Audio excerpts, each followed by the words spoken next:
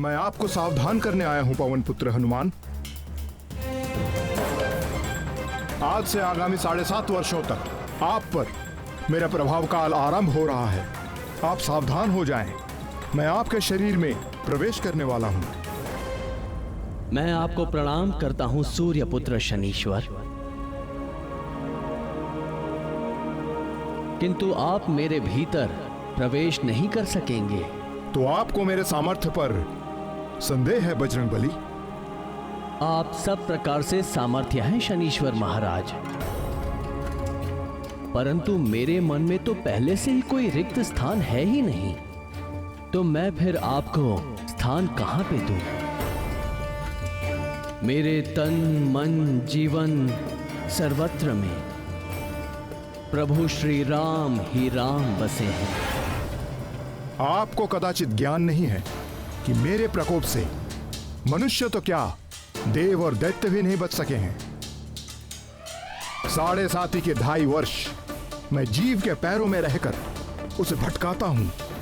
2.5 वर्ष उसकी सिर में स्थित रहकर उसकी बुद्धि भ्रष्ट करता हूं, और 2.5 वर्ष उसके मुख में प्रवेश करके उसकी सुख शांति धन संपत्ति सबका हरण करके उसे पूरा दरिद्र बनाकर छोड़ देता हूं। महाराज, मैं तो केवल उसी ज्ञान को अपने पास रखता हूं जिससे मैं अपने प्रभु के प्रेम रस में सदा लीन रह सकूं। शेष सारे ज्ञान को मैं अपने किसी काम का नहीं समझता।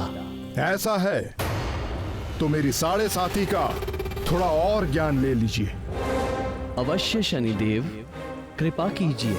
जब मेरी 7.5 चलती है तो प्राणी दुख, कष्ट और असुरक्षा से बुरी तरह से घिर जाता है। रोग और व्याधि उसे जकड़ लेते हैं। कभी सर पर छत गिर पड़ती है तो कभी उसके घर में आग लग जाती है। कलह का वातावरण हो जाता है। सब ओर असफलता और पराजय ही मुख फाड़कर खड़ी हो जाती है। कलंक और आरोप लगने लगते हैं। प्राणी अपनी सोच और बुद्धि पर नियंत्रण नहीं रख पाता। मेरे अधीन होकर वो क्रोध और आवेश में आकर अपनी ही हानि कर बैठता है। मन व्यथित रहता है, वाणी कठोर बोलता है, सुख नष्ट हो जाता है, संपत्ति का नाश हो जाता है, दुख, ग्लानि और शोक, इसके अतिरिक्त उसके पास कुछ भी नहीं रहता।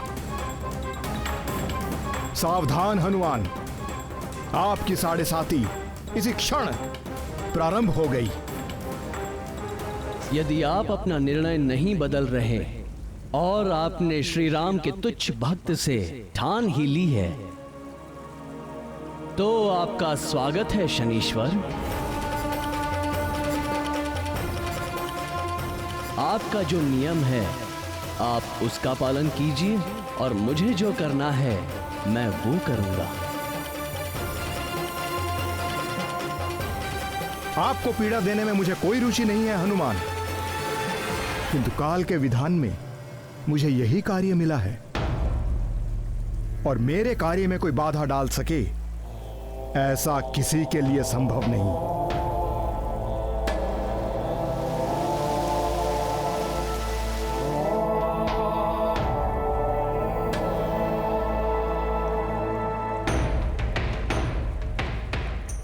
जय श्री राम, जय श्री राम, जय श्री राम, जय श्री राम, जय श्री राम, जय श्री राम।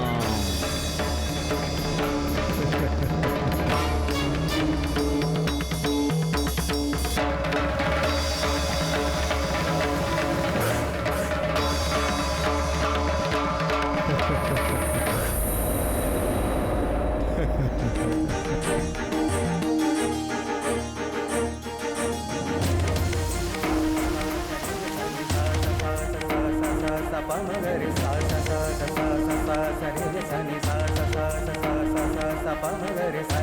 जय श्री राम।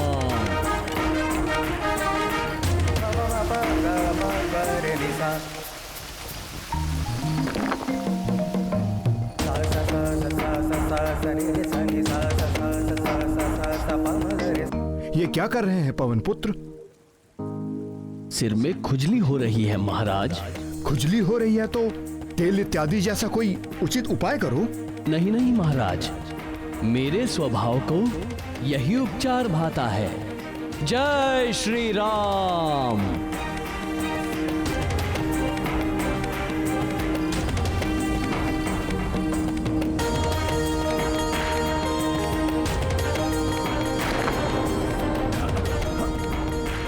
हे मारुति नंदन, इन चट्टानों के बोझ से मैं मरा जा रहा हूं, कृपया इन्हें हटाएं।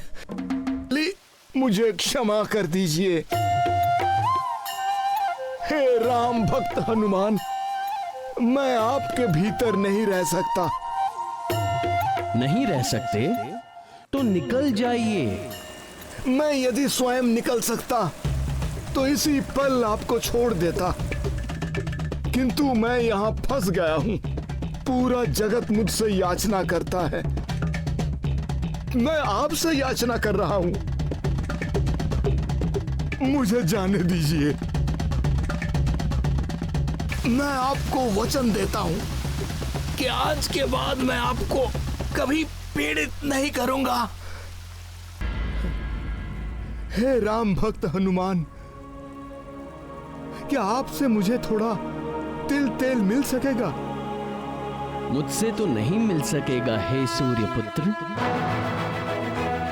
पर आज के बाद आपके दुष्ट प्रभावों से बचने के लिए भक्तगण आपको तेल चढ़ाकर ही प्रसन्न करेंगे।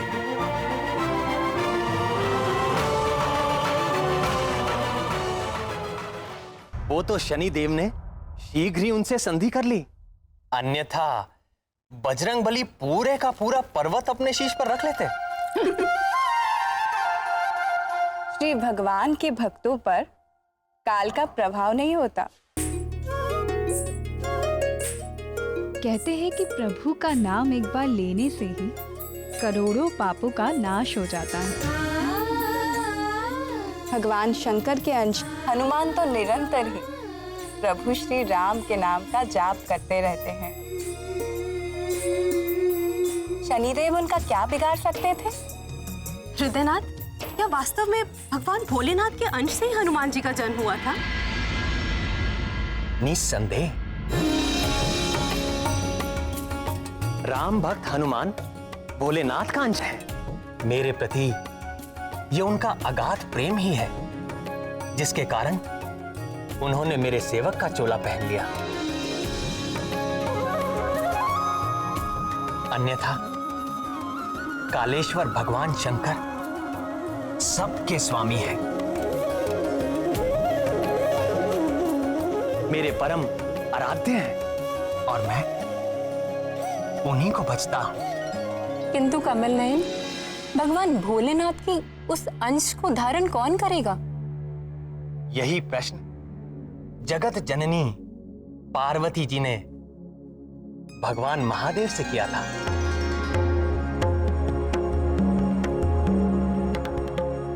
अब आप ही बताइए, भोलेनाथ ने क्या उत्तर दिया था? स्वर्गलोक की एक अप्सरा है जिसका नाम है पुंजिक स्थला। स्वर्गलोक की अप्सरा? अप्सरा ने वानर को जन्म दिया, किंतु यह कैसे हुआ स्वामी? मेरी इच्छा होने पर महामाया सब कुछ संभव कर देती है।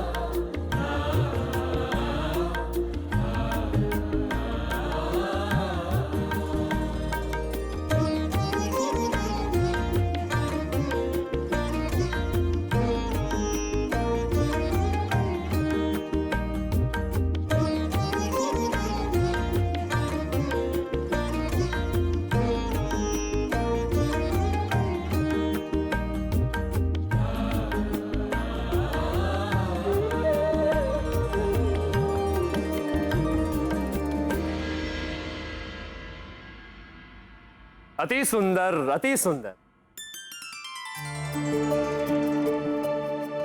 देवी पुंजिक स्थला, नृत्य कला में आप मेनका और उर्वशी से कहीं भी कम नहीं।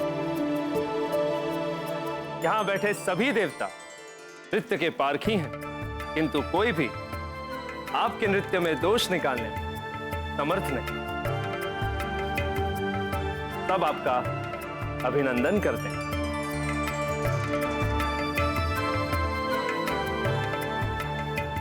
उसके नृत्य के समान ही पुंजिक स्थला का चरित्र भी निर्दोष था। देवराज इंद्र का स्वर्ग भोग विलास की सीमा है, किंतु वहां रहते हुए भी वो अप्सरा भगवान शंकर की नित्य उपासक थी।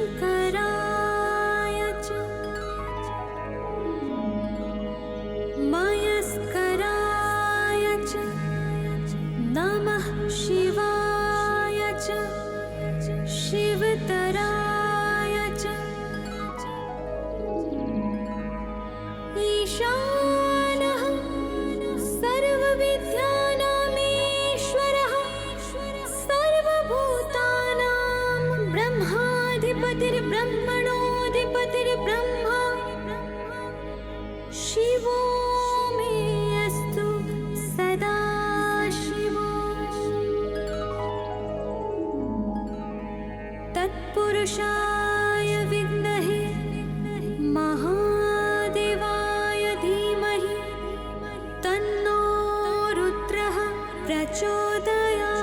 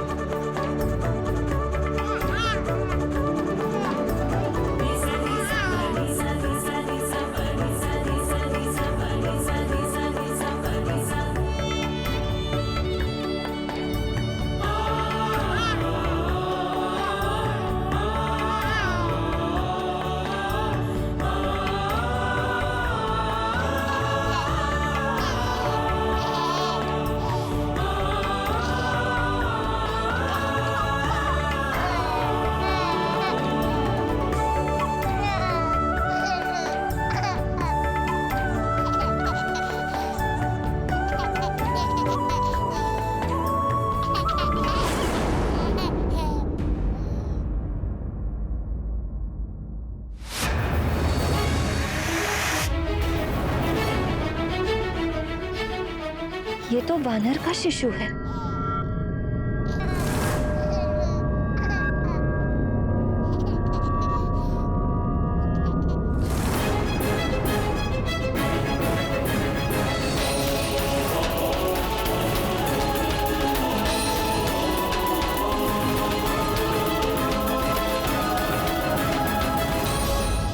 गुरुदेव, ये भेंट स्वीकार कीजिए।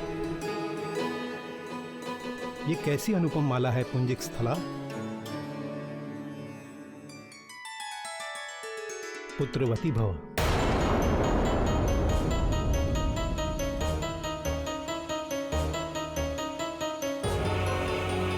गुरुदेव, ये कैसा आशीर्वाद दे दिया आपने। मैं स्वयं चकित हूं पुत्री कि मेरे मुख से ऐसा वचन किस कारण निकला। निश्चित ही ये देवी प्रेरणा से ऐसा हुआ है। किंतु गुरुदेव, मैं तो अप्सरा हूँ और अप्सराएं कभी माँ नहीं बनती। ये मैं नहीं जानता कि मेरे मुख से ये आशीर्वाद क्यों निकला, किंतु ये असंभव ही नहीं है। तुम भी भगवान शंकर, जगत जननी माता पार्वती के आशीर्वाद से एक पुत्र की माता बनोगी।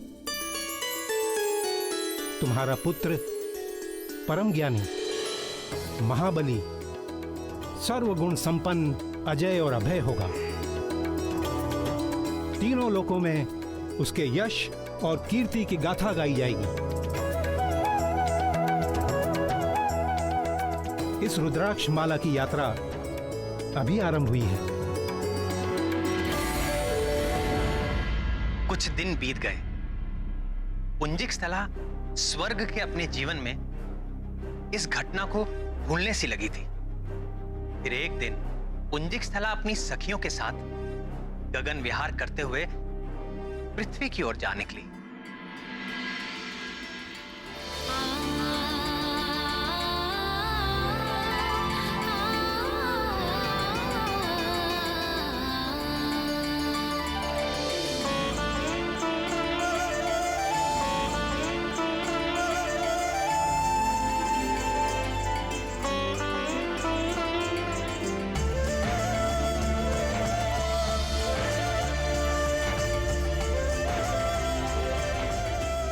सारा संसार स्वर्ग के ऐश्वर्य और विलास के स्वप्न देखता है, हमसे ईर्ष्या करता है,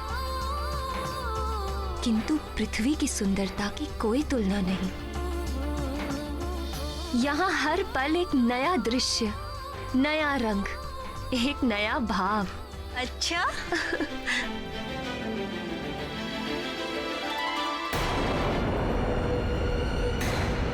अरे ये क्या हुआ? ये यान क्यों रुक गया?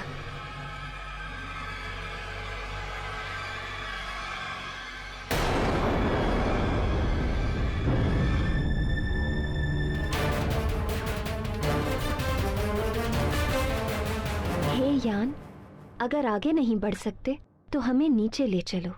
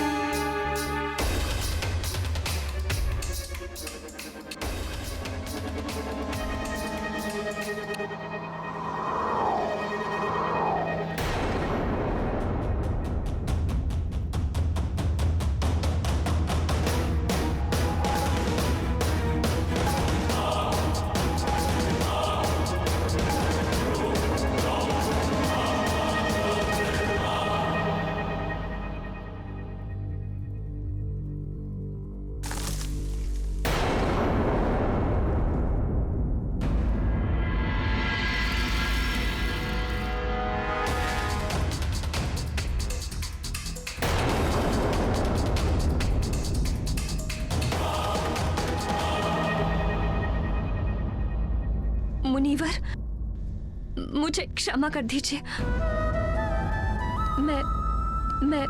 मैं वो वानर आकृति देखकर, मुनीवर, मैंने आपकी तपस्या भंग की है। मुझे नहीं पता था कि भीतर आप हैं। मिट्टी की वाम्बी में मुझे वानर आकृति दिख रही थी तो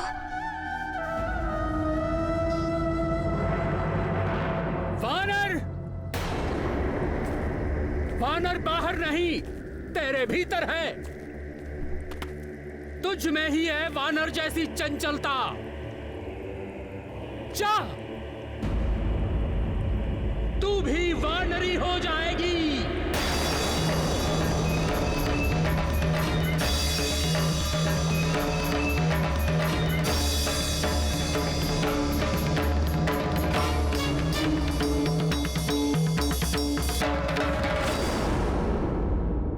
किंतु प्रभु, पुंजिक स्थला तो बहुत ही शांत स्वभाव की अप्सरा थी। उसके मन में इतनी चंचलता कैसे उत्पन्न हो गई? चंचलता आई नहीं, पुंजिक स्थला के मन को चंचल कर दिया गया। किसने कर दिया प्रभु? मेरी योग माया, जिसे लोग महामाया या पराशक्ति भी कहते हैं। किंतु योग माया ने ऐसा क्यों किया प्राणनाथ? जब जब संसार में मेरे हस्तक्षेप की आवश्यकता होती है, तब तब योग माया मनुष्यों के मन को विचलित कर देती है। मत्स्य गंधा को देखकर यदि महर्षि पराशर का मन विचलित ना होता तो महर्षि वेदव्यास का जन्म कैसे हो पाता? और यदि महर्षि वेदव्यास का जन्म ना हो पाता तो द्वापर में वेदों का उद्धार करके उनका विभाजन कौन करता? महाभारत और श्रीमद् भगवत की रचना कौन करता? वो भी तो मेरा ही एक अवतार है। इसी प्रकार माता कैकेयी, वो तो श्री राम को भरत के समान ही प्रेम करती थी। यदि उनका मन विचलित ना होता तो श्री राम को वनवास कैसे मिलता? और यदि श्री राम वन को ना जाते तो ना सीता हरण होता और ना ही रावण का वध हो पाता।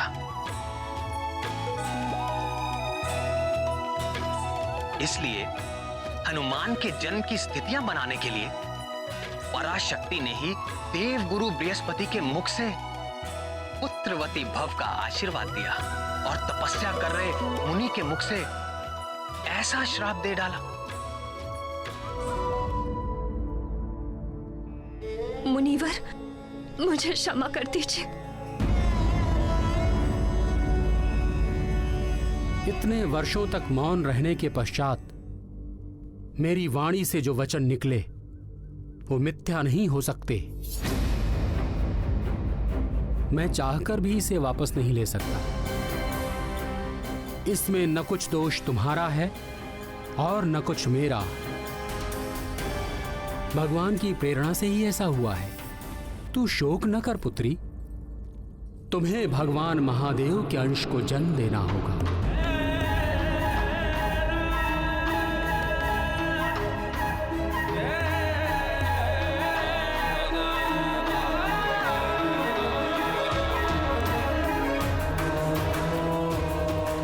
उसके कुछ काल पश्चात तुम्हें अपना अप्सरा रूप पुनः प्राप्त हो जाएगा और तुम स्वर्ग को लौट सकोगी।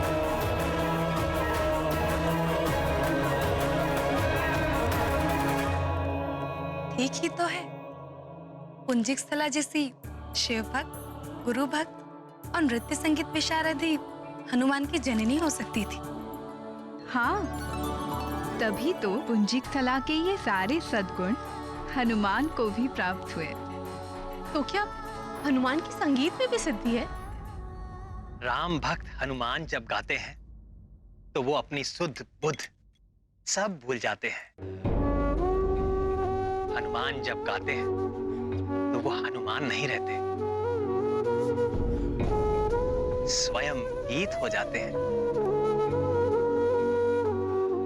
उनके गायन से जुड़ा एक बड़ा ही रोचक प्रसंग है। सुनाइए ना मुरलीधर।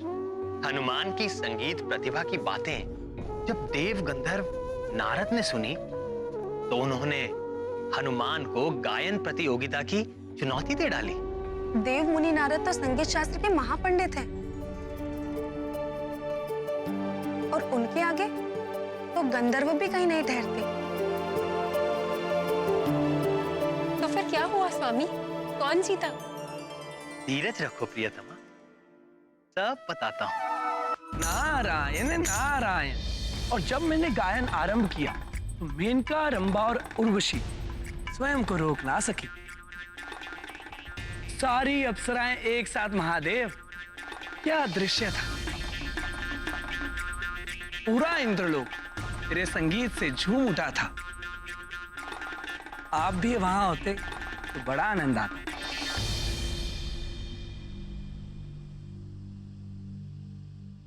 उस भोग विलास के संसार में मेरे जैसे विरागी का क्या काम देव, किंतु भाग्य से आप यहां चले आए। आज आप कैलाश को अपने सुर में रंग दें तो कैसा रहे? आप तो जानते ही हैं महादेव कि मैं तो हर पल शब ब्रह्म में लीन रहता हूं, पर स्वर्गलोक जैसी दिव्य संगत भी तो होनी चाहिए, तब आनंद आएगा। यदि ऐसा है तो रामदूत हनुमान को बुला लेते हैं। आप ही की तरह वे भी भगवान के अनन्य भक्त हैं और उत्तम कोटि के संगीतज्ञ भी। हनुमान संगीतज्ञ? वो तो थोड़ा बहुत खड़ताल मंजीरा बजा लेते हैं, इससे अधिक तो कुछ और नहीं। नहीं नारायण, बजरंग बली बड़े मर्मज्ञ हैं। वो जब गाते हैं तो कुछ भी प्रभावित हुए बिना नहीं रह सकता। क्या आप उन्हें इतना ही बड़ा गायक मानते हैं कि वो मेरे साथ संगत कर सके? तो बुला लीजिए उन्हें। आज कैलाश में मेरी और उनकी प्रतियोगिता हो ही जाए। अवश्य देवर्षि। भूषण भगवान शशि शेखर और जगत जननी माता भवानी के चरणों में राम भक्त हनुमान का प्रणाम। सदा रहो रघुपति के दासा।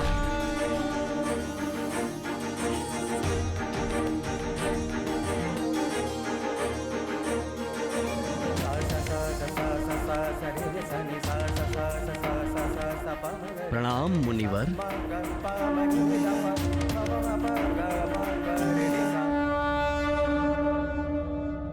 प्रिय आंजनेय, आज कैलाश आपके संगीत को सुनना चाहता है, आपके गीतों को गुनना चाहता है।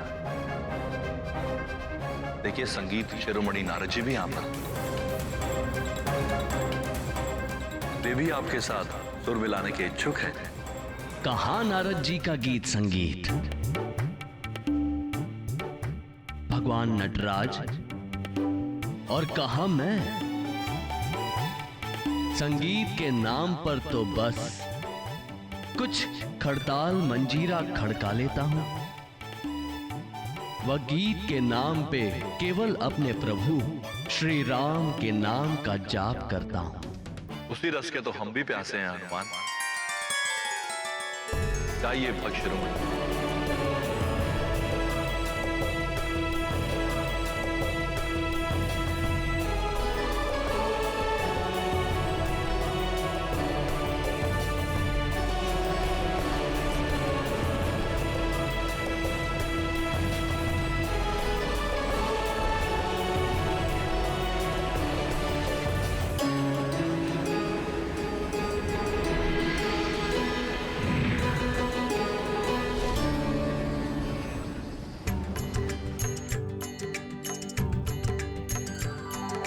राम राम जय राजा राम, राम राम जय सीता राम।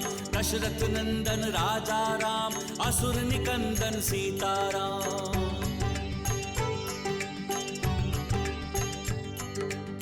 राम राम जय राजा राम, रघुपति राघव राजा राम। राम राम जय राजा राम, राम राम जय सीताराम।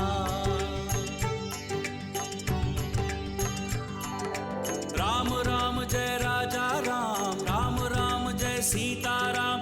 दशरथ नंदन राजा राम, असुर निकंदन सीताराम।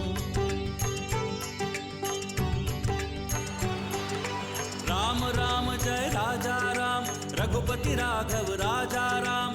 राम राम जय राजा राम, राम राम जय सीताराम।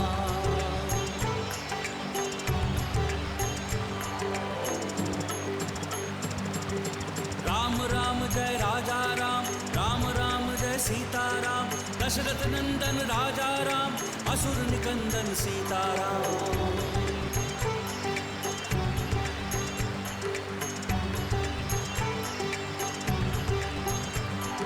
राम राम जय राजा राम, रघुपति राघव राजा राम। राम राम जय राजा राम, राम राम जय सीताराम। जय जय श्री राम, जय श्री राम, जय जय श्री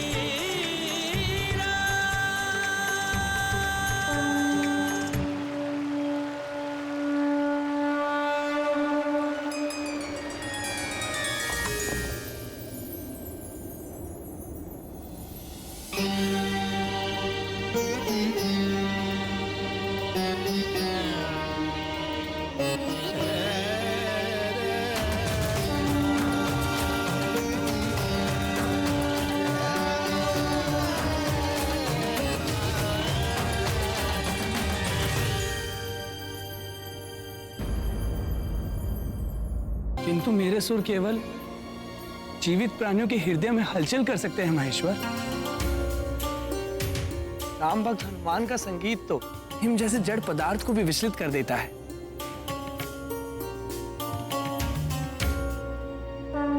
जिसके कान तो क्या हृदय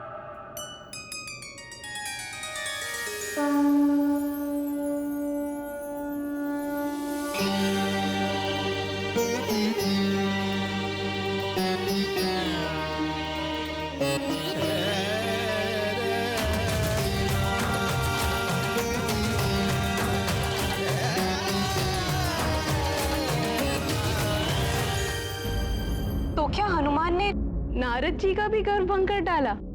हमारे स्वामी के समान हनुमान जी भी 64 कलाओं के ज्ञाता है। कैसे न हो, हनुमान जी की माँ अप्सरा पुंजिक स्थला भी तो उच्च कोटि की कलाकार थी। हाँ प्राणवल्लभ, पुंजिक स्थला का क्या हुआ? ऋषि के श्राप के प्रभाव से पुंजिक स्थला का स्वर्ग से पतन हो गया और उसने धरती पर वानर राज कुंजर की पुत्री अंजना के रूप में जन्म लिया। वानर राज कुंजर के घर में अंजना का यथारीति लालन पालन होने लगा। पूर्व जन्मों के संस्कार से अंजना की भी भगवान शंकर में अनन्य श्रद्धा थी। समय बीतता गया, यौवन के पग धरते ही अंजना का सौंदर्य खिल उठा, किंतु अन्य युवतियों से विपरीत अंजना आभूषण और अलंकार के साथ साथ शस्त्र विद्या में भी रुचि लेने लगी। वानरराज कुंजर ने उसे रोका नहीं, वरन उत्साहवर्धन ही किया।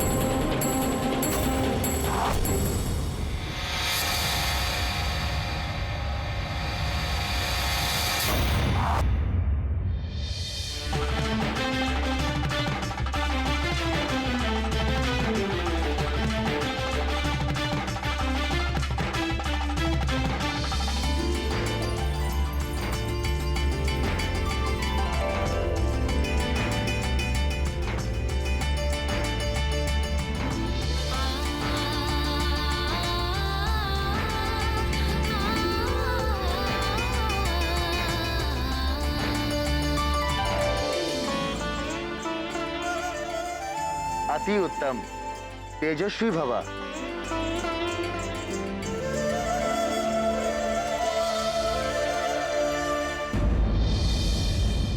बहुत सोच समझकर पुंजिक स्थला को हनुमान की जननी के लिए चुना गया था, पर अभी भी वो भगवान भोले शंकर के अंश का भार वहन करने में समर्थ नहीं थी। अनेक परीक्षाओं को पार कर अंजना को उस योग्य बनना था। इसी उद्देश्य से उसके जीवन में विचित्र घटनाएं घटने लगी। पर एक बार अंजना अपनी सखियों के साथ निकट के वन में आनंद विहार के लिए निकली।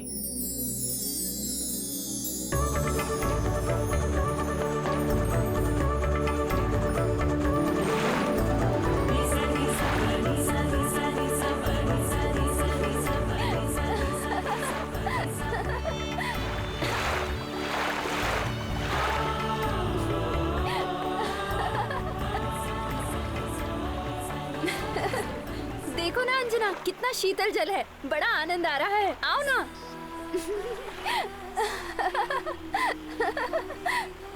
आओ ना, आओ ना अंजना।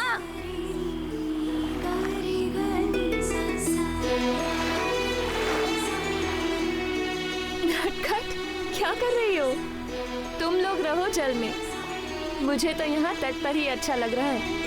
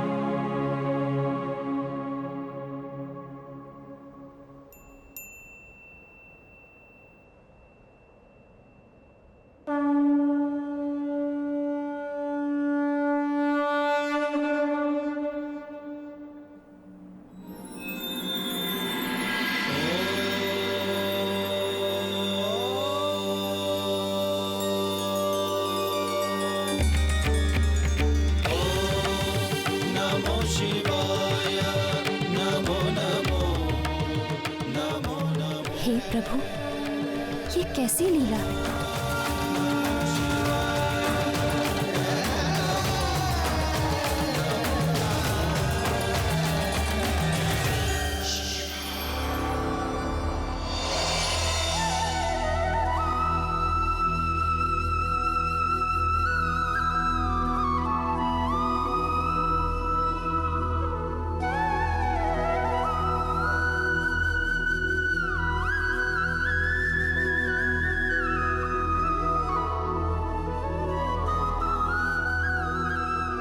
आप हमें सता रहे हैं मुरलीधर।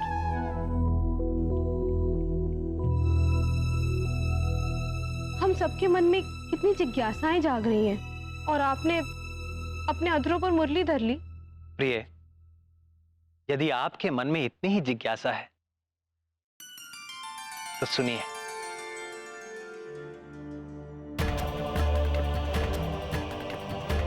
महादेव का अंश जन्म से पूर्व ही अंजना का मार्गदर्शन करने लगा था।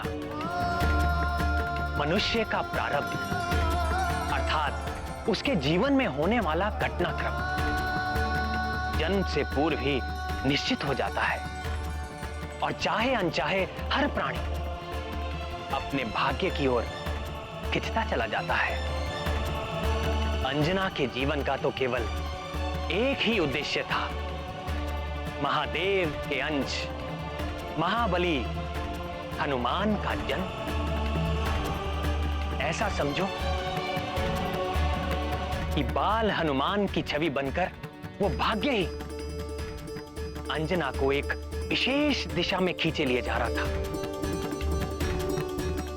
तो फिर उस वन में और क्या हुआ प्रभु?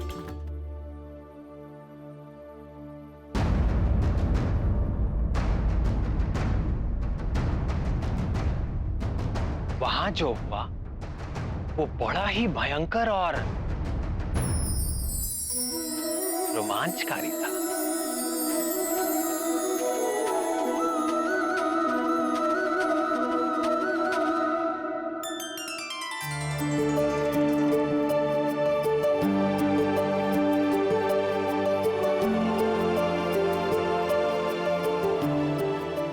एक बार फिर दिखेगा तो उसके कान पकड़कर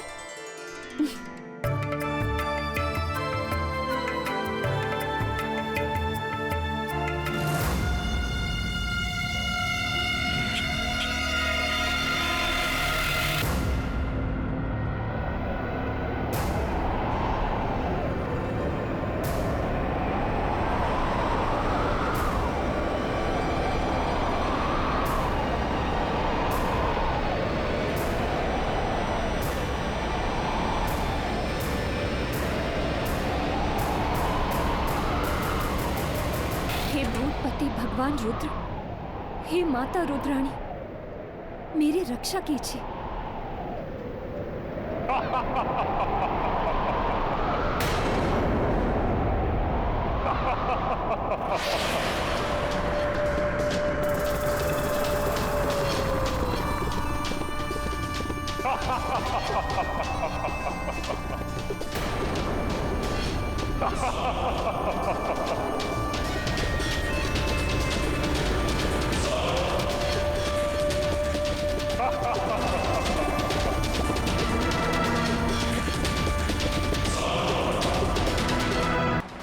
हे रुद्र रक्षा करो, हे वीरभद्र रक्षा करो, रक्षा करो।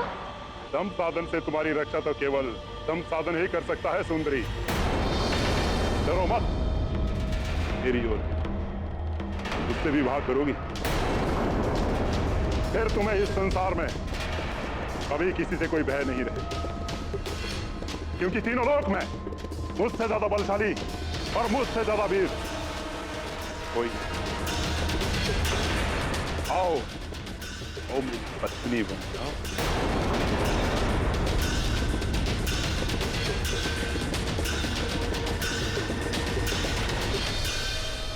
भाग कर कहां जाओगी? रुक जाओ, देखो मुझे क्रोध आ रहा है।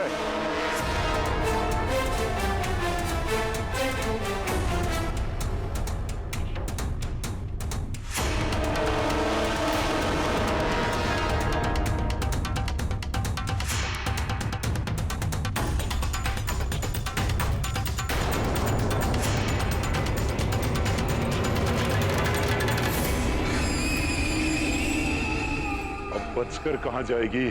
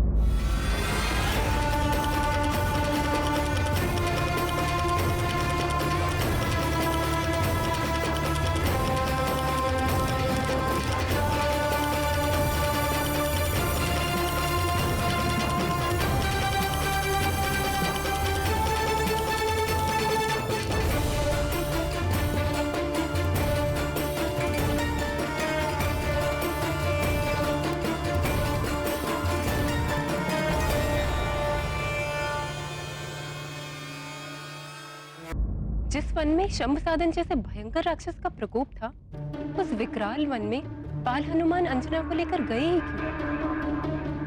हाँ नाथ, और फिर स्वयं ही माता की रक्षा भी की। इस जगत में कुछ भी अकारण नहीं होता, कुछ तो कारण होगा। ठीक है, यदि आप नहीं बताना चाहते तो ना बताएं, किंतु ये तो बताएं कि फिर अंजना का क्या हुआ? जिस उत्तर दिशा की ओर बाल हनुमान ने माता अंजना को भेज दिया था, वहां ऋषि पनक का आश्रम था। ऋषि ने अंजना को जलपान कराया और उनकी सारी व्यथा सुनी।